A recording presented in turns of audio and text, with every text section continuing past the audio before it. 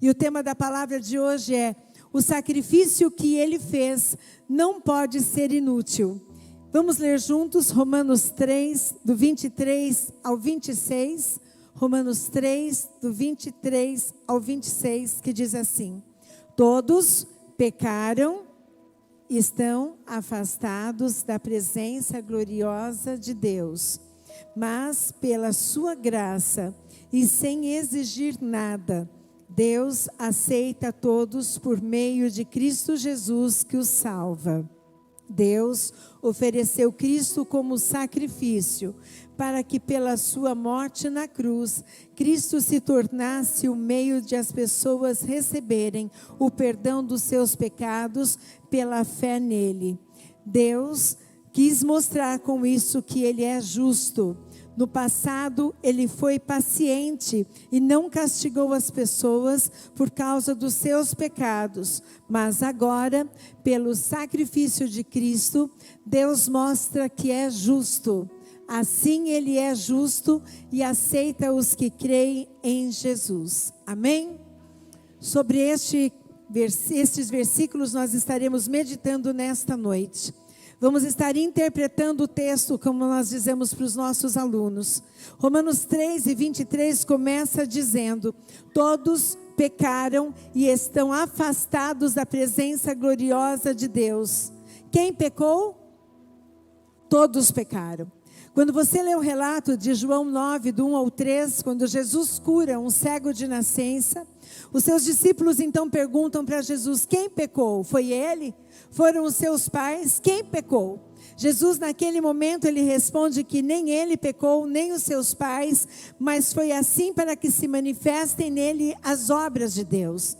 Será que aquela criança no ventre de sua mãe teria condições de pecar?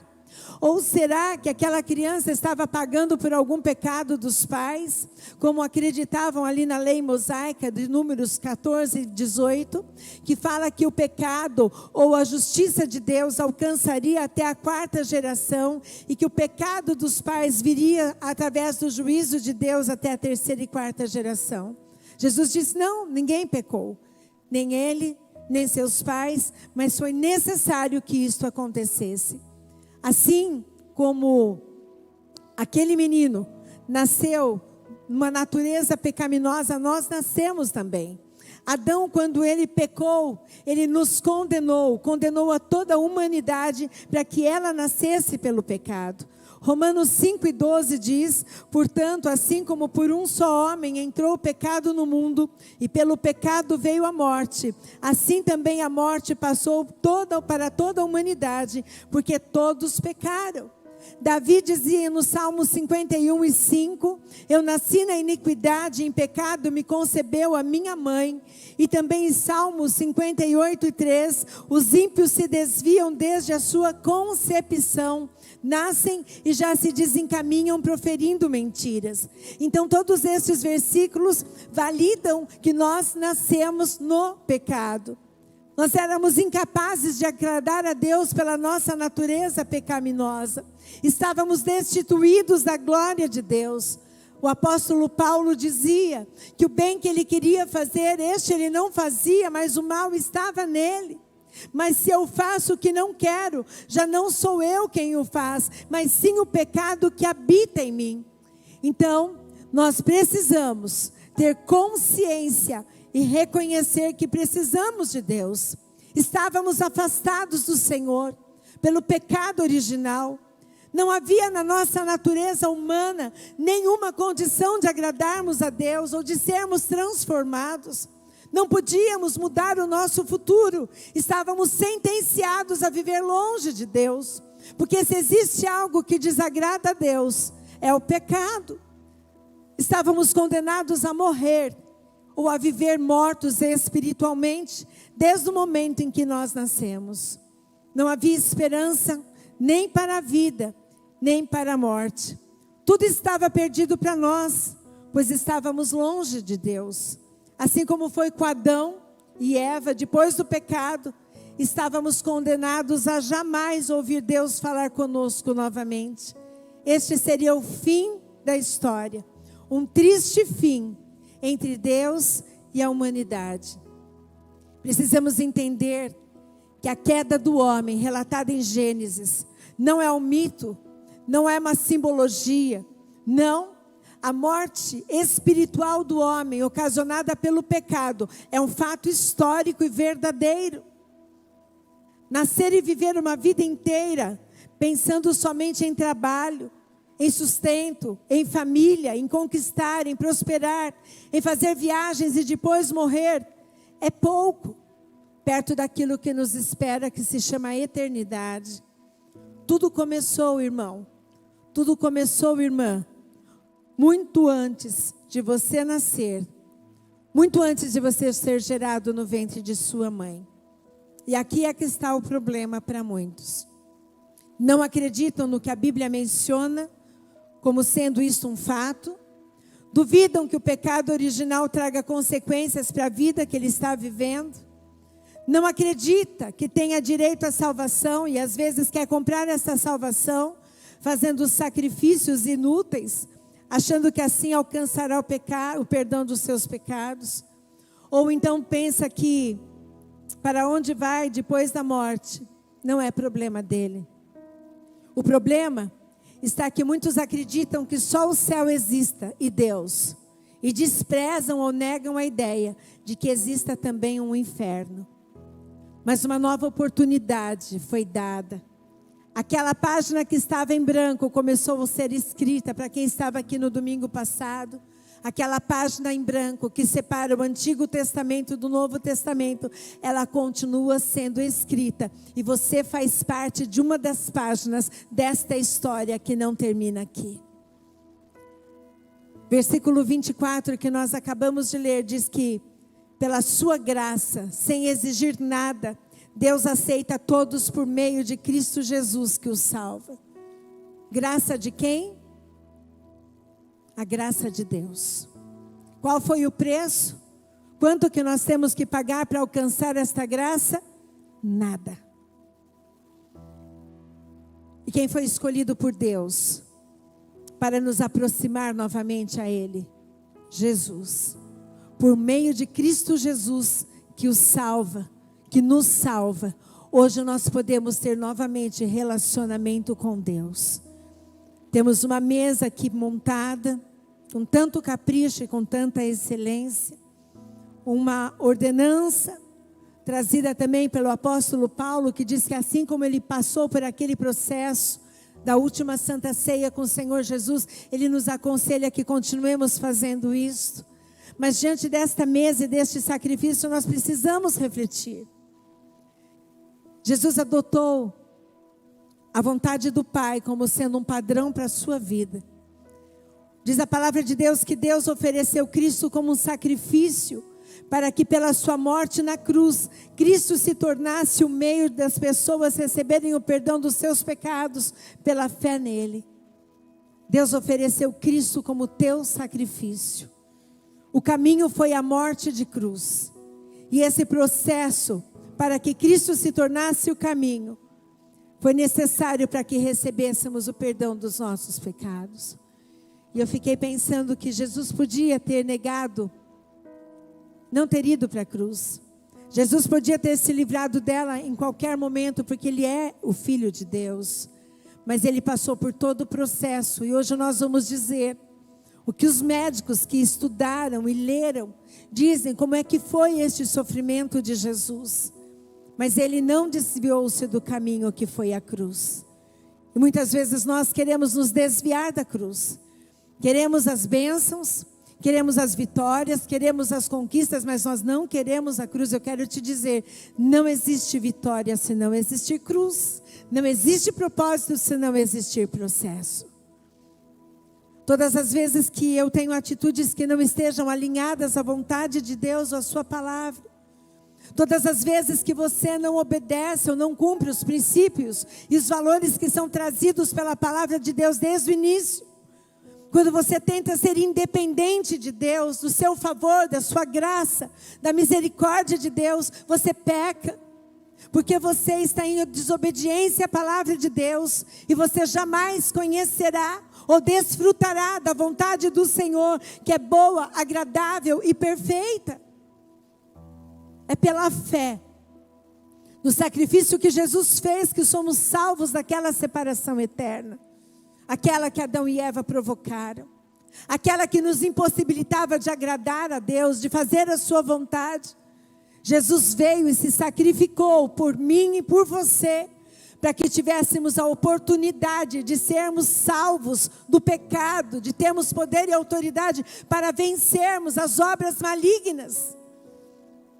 Deus sacrificou Cristo como um sacrifício para que pela sua morte na cruz, Ele se tornasse o meio das pessoas receberem o perdão dos seus pecados pela fé nele.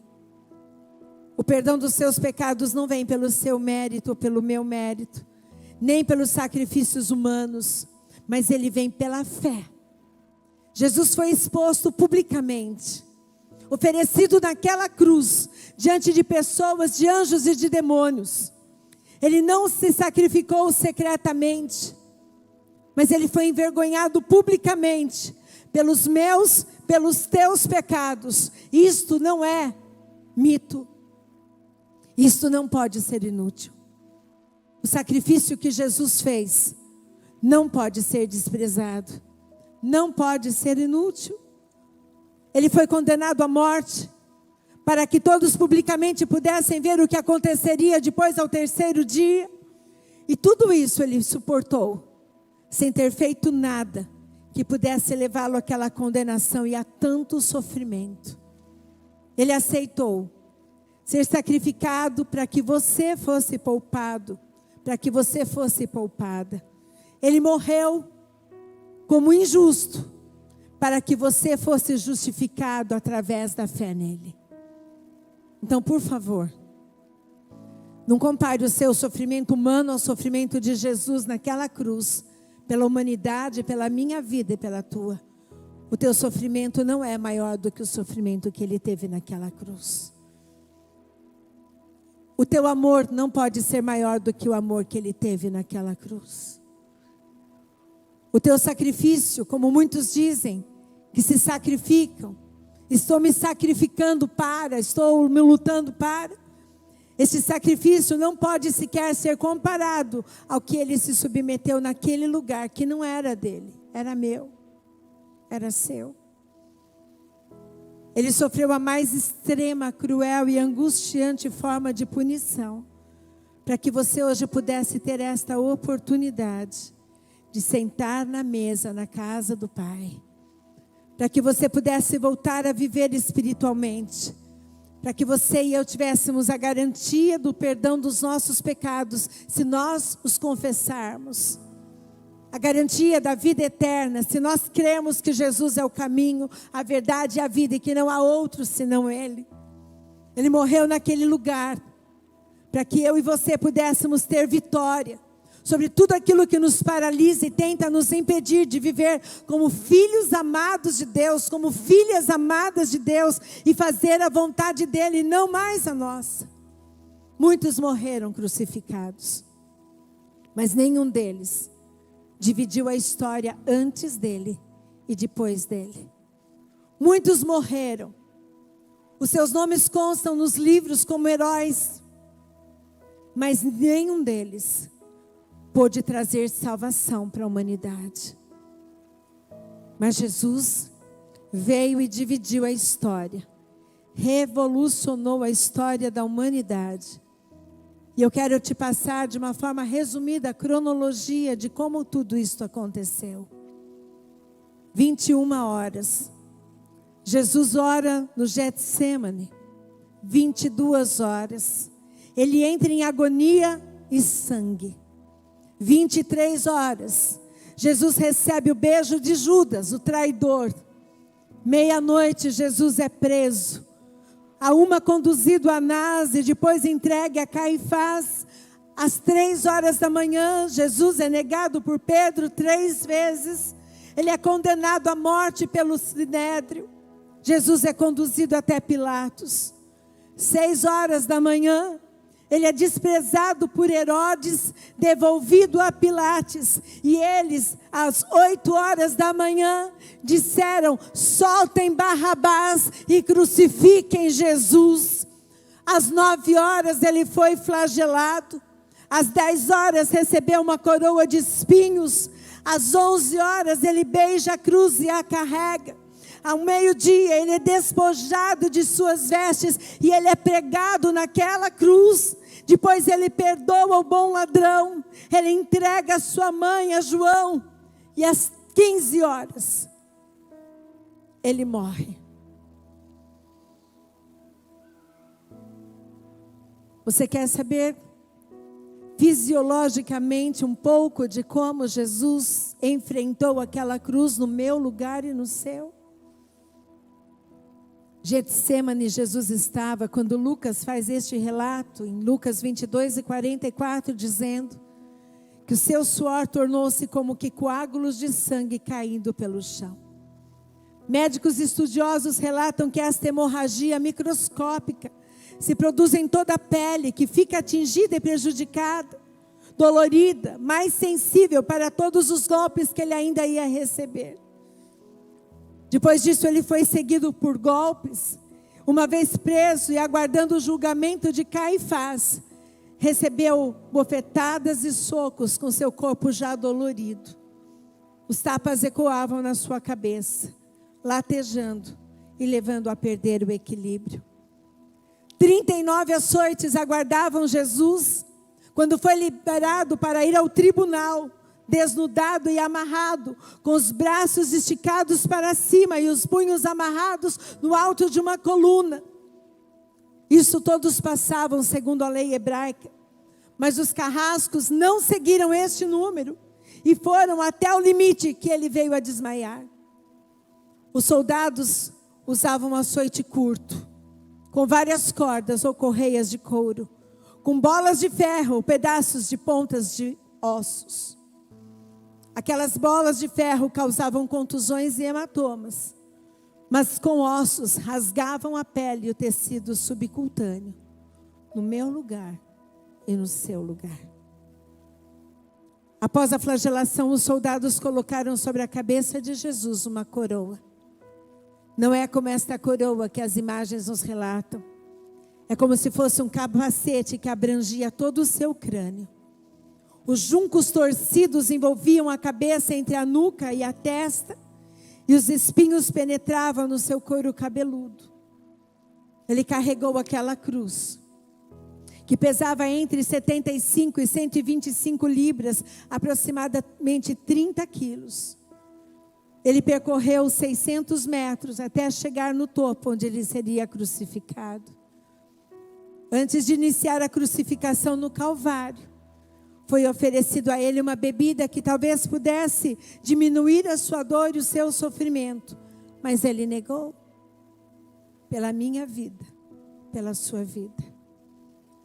E eu disse: Senhor, por que o Senhor negou? Se o Senhor podia ser poupado daquela dor, naquele processo.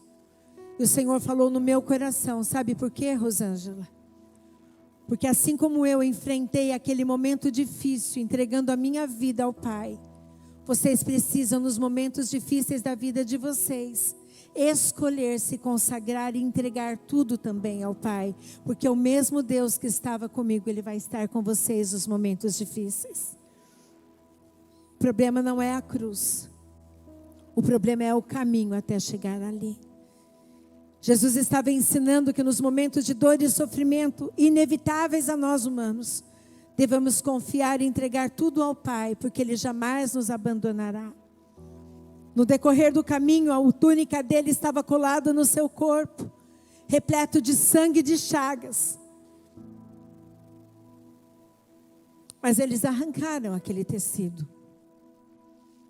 Os pregos ou cravos tinham um diâmetro na cabeça de 13 centímetros, um comprimento de 18. Eles foram cravados nos pulsos, pois se fosse na mão, eles se rasgariam completamente. E um dos médicos que fez este estudo, ele diz assim: as agudas pontas da coroa de espinhos dilaceraram o crânio mais profundamente ainda. Sua cabeça pende agora para frente, porque a espessura de sua coroa o impede de repousar sobre a madeira, e cada vez que a ergue, renova suas picadas. ele sofreu traumas e contusões.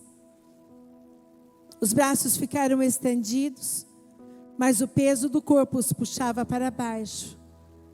Para respirar e inalar o suficiente, ele precisava se apoiar nos pés, flexionar os braços e depois soltar o corpo para que pudesse respirar. Seus pés foram posicionados e pregados por 1 ou 2 pregos de ferro, cada um deles. Além de todo aquele sofrimento, ainda tinham os pregos.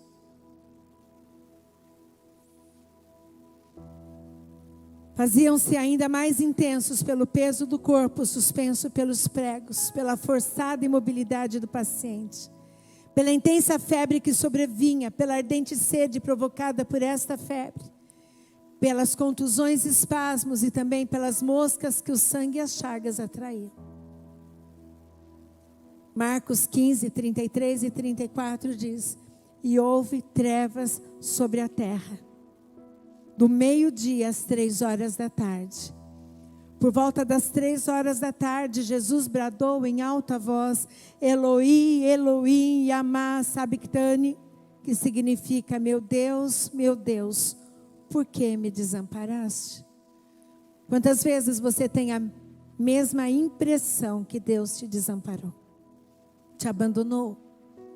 Te esqueceu ali naquela cruz pendurado? Te esqueceu naquela situação abandonado? Quantas vezes você diz como Jesus: Deus meu, por que me abandonaste? Se não diz, pensa. Se não diz e não pensa, age e reage desta maneira, como se o pai fosse alguém injusto. Mas Marcos 15, 37 e 39 diz: mas Jesus, com alto brado espiou, e o véu do santuário rasgou-se em 2 partes, de alto a baixo. Quando o centurião que estava em frente de Jesus ouviu o seu brado, o viu como ele morreu, disse: realmente, este homem era o Filho de Deus. Aleluia! Oh, aleluia! Ele é o Filho de Deus. Ele é o Filho de Deus. E é diante dele que você está aqui nesta noite.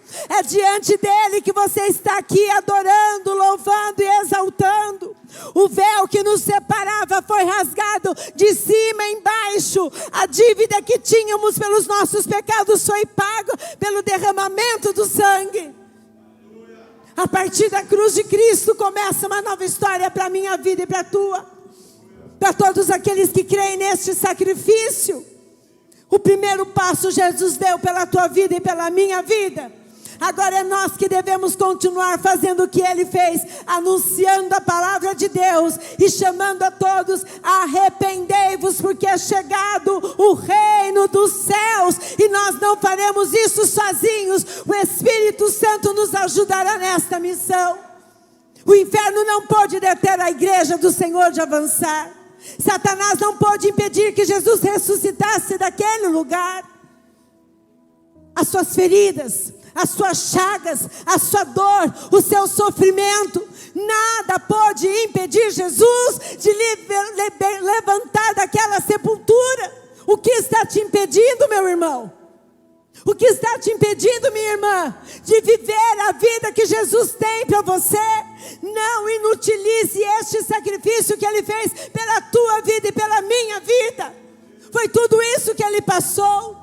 Não para que você sofra, não para que você tenha pena, ao contrário, para que você, diante desta mesa, que é o nosso memorial de tudo que Ele viveu, passou e sofreu, você se alegre nesta noite e possa dizer: verdadeiramente Jesus Cristo é o Filho de Deus e Ele pode todas as coisas, e através dele você também pode. Existe demasiadamente algo impossível para Deus? Depois de tanta dor e sofrimento, depois de ter suportado todo este percurso, depois de ter sido humilhado e exposto publicamente, depois de ter assumido uma culpa que não era dele, depois de ter enfrentado tudo isso, Você acha que o teu problema é maior? Você acha que a tua dor é maior? Você acha que a tua dificuldade é maior? Eu não sei qual é o teu Jesus, mas este é o meu Jesus. Eu dizia hoje quando eu preparava esta palavra, bem, quando a gente lê sobre os detalhes, tinham mais detalhes ainda, como é que a gente pode desprezar tamanho amor? Como é que a gente pode não acreditar no poder que nós temos através do Espírito Santo que habita em nós e do poder no qual nós somos revestidos através daquela vitória? Como é que nós podemos pegar este poder que manteve Jesus durante todo o processo, não fez desistir durante toda aquela caminhada? Como é que nós podemos pegar todo este poder e considerá-lo menor do que o problema que nós estamos enfrentando? Não podemos, porque todas as vezes que fazemos isto, todas as vezes que colocamos um problema achando que ele é maior, nós estamos dizendo que aquela cruz de nada valeu, ela foi inútil, que todo este sofrimento foi inútil. E celebrar a ceia é isto: anunciar o maior e mais poderoso sacrifício feito por alguém. Quando lemos a palavra de Deus, antes que Pedro negasse Jesus 3 vezes, antes que Judas o traísse, ele estava numa mesa com seus discípulos.